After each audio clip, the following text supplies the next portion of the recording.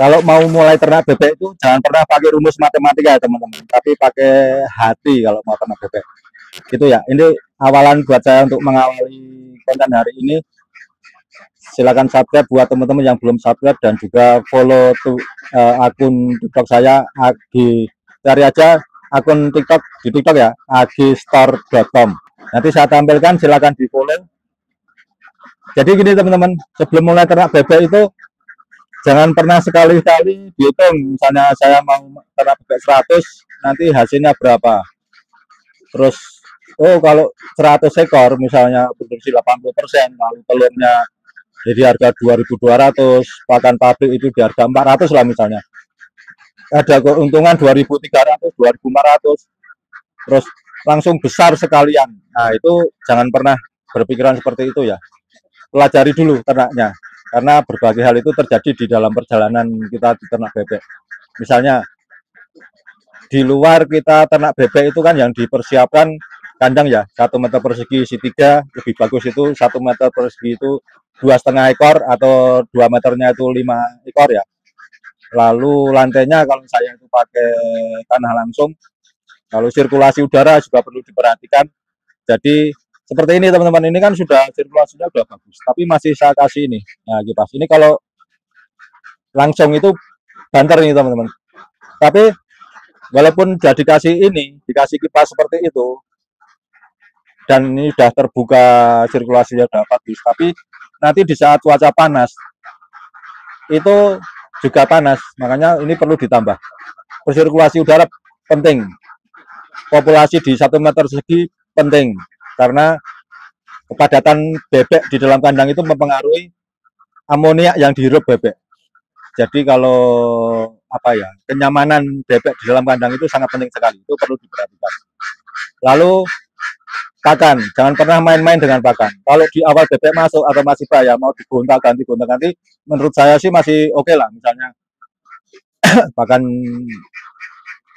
nyampur, lalu beralih ke home industri, beralih ke pakan pabrik AB, itu masih wajar asal tidak langsung frontal gonta-ganti, sekarang merek A, nanti besok pakai merek B, lalu hari ketiga balik lagi ke merek C, hari keempat, nah itu jangan.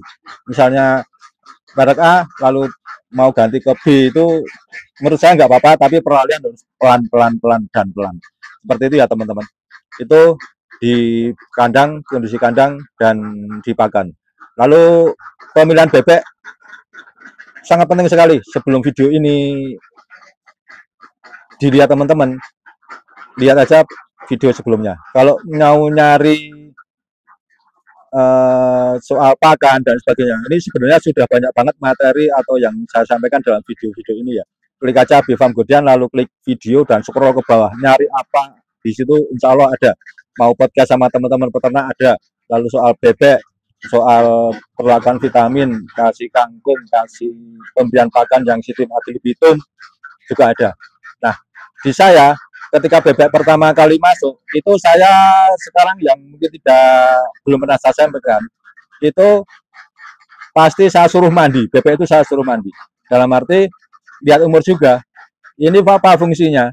Untuk biar bebek itu tingkat stresnya itu bisa ditekan, biar cepat pulih gitu ya.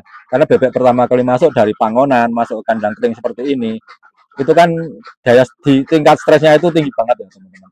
Jadi kalau saya di dekat tempat minum, itu pasti saya kasih ember dan saya kasih air di situ selama 3 hari, tergantung umur bebeknya ya. Kalau udah produksinya udah bagus, langsung saya stop.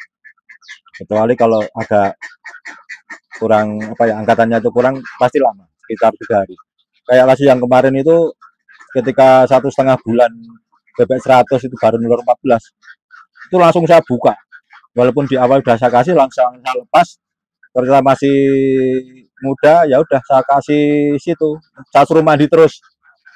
Dan itu dialami teman-teman juga perlakuannya seperti itu. Perlakuan apa yang dialami teman-teman yang sering kontak-kontakan sama saya itu perlakuannya juga seperti itu ya. Kayak dapat bebek yang muda sampai dibikinin kolam, suruh mandi di situ. Sampai kalau kita curhat-curhat itu sampai ketawa. Dapat bebek yang muda mau marah, mau emosi itu kan malah ketawa-ketawa aja, senasib, ibaratnya kan seperti itu. Gitu ya. Jadi pertama kali masuk saya suruh mandi sampai 3 sampai 7 minggu tergantung usia bebek. Saya tidak saya kasih lagi, saya stop ya istilahnya. Nah, lalu vitamin jangan lupa ya teman-teman, perhatikan.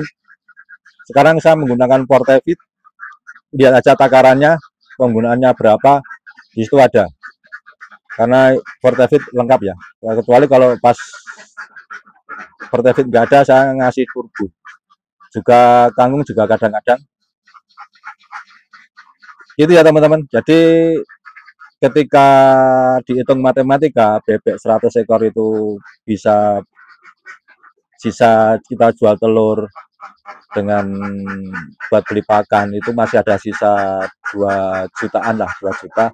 Itu kan belum bersih ya, masih dikurangi apa untuk akhir. Kalau dihitung-hitung dalam jangka waktu 6 bulan. Paling pahit, paling pendek itu 6 bulan lah, 6 bulan dah akhir itu satu ekor bebeknya per 100 ekornya itu kita harus ngumpulin uang per bulannya itu sekitar 400 ribuan ya. Kalau nggak salah hitung ya. Kemarin saya sempat saya adik tapi belum saya lupa, tidak saya baca lagi sampai lupa. Jadi jangan tergiur ketika 100 untungnya sekian lalu langsung bebek masuk banyak banget. Nah, nanti pertama keteteran dipakan dan belum tentu apa yang kita bayangkan itu sesuai harapan. Saran saya buat teman-teman yang mau masuk dalam populasi yang cukup banyak itu, pertama oke lah kita masuk 100 ekor atau 200 ekor. Kita lihat kalau ini sudah bertelur 40 ekor, 40% atau 50%, itu masukin aja. 40% lah misalnya bebek 100 atau 240% masukin aja. Ketika ini masuk, ini kan bebek yang lama itu udah naik. Nah ini udah pakan, tinggal mikirin ini, mikirin yang angkatan kedua ini udah naik ketika produksinya kan seperti ini grafiknya, lalu masuk lagi. Nah itu jadi sirkulasi untuk biaya pakan itu akan lebih ringan lah. Jangan sampai ketika langsung masuk 600 ekor misalnya, udah pakannya banyak, belum nutup pakan, nah nanti makin berat beban peternak. Apalagi kalau dapat bebek yang muda, seperti kasus saya kemarin itu kan di 1,5 bulan baru bertelur 14. Itu sangat berat sekali. Nanti akan apa ya? Akan down mental kita, akan ya kacau semuanya, perputaran itu akan terganggu. Itu ya teman-teman, ini hanya sekedar sharing dan mungkin ini hanya saling mengingatkan. Karena ini berdasarkan pengalaman dan apa yang saya ketahui ya. Dan di saat cuaca dingin saya selalu menambah ini apa konsentrat itu saya kasih di pakan jadi. Kalau 100 ekor saya kasih 1 genggam itu buat 100 ekor. Ini saya berani ngasih kalau cuacanya dingin. Karena kalau cuacanya panas dan bebek kepanasan itu nanti akan cepat bodol ya. Kecuali kalau takarannya itu dikurangin, nah itu mungkin nggak apa-apa, terutama untuk bebek yang masih muda-muda, biar cepat ngebrol lah istilahnya kalau orang Jawa. Gitu ya teman-teman. Dan yang jelas itu kita harus terus belajar. Kalau punya teman peternak yang lebih pengalaman dari kita, tempel aja, curhat aja. Karena bebek yang pertama kali masuk sama bebek yang kedua itu pertama mungkin jenisnya beda atau mungkin umurnya beda atau mungkin tidak satu umuran, pasti terjadi hal seperti itu. Yang satu umuran pun pasti akan beda ya. Satu umuran bebek 100 pasti daya tahan tubuh bebek atau sifat bebek itu pasti akan beda-beda. Oh yang sini bebeknya doyan makan, yang sini yang satunya itu agak cuma senengnya minum. Nah, seperti itu banyak dialami oleh peternak ya. Jadi tidak semua bebek itu semuanya bagus walaupun satu umuran, tapi karena daya tahan tubuh dan mungkin sifat bebek yang berbeda-beda ini yang perlu kita pelajari dan kita pelajari. Karena sampai sekarang pun kalau belum pengalaman kayak oh ini udah tua ini masih muda itu susah, karena trik-trik apa ya untuk melihat ciri itu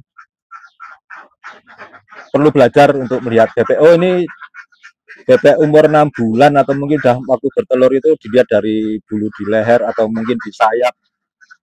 atau mungkin di pantatnya udah turun, atau mungkin di ekornya ini bulunya udah lengkap, udah tua. Nah ini orang-orang tertentu yang paham gitu. Nah kita perlu belajar ya. Kalau paling enak itu di sayap sama di ini di bulu leher ya, bulu leher, bulu ekor. Kalau sudah tua, nah ini udah udah apa ya, udah bayah tua itu akan kelihatan dengan bebek yang ibaratnya masih umur di 4 bulan atau 5 bulan akan beda di ekor itu. Nah itu perlu banyak belajar dari teman-teman peternak senior ya. Itu mungkin itu yang perlu saya sampaikan. Saya kurang ini ya.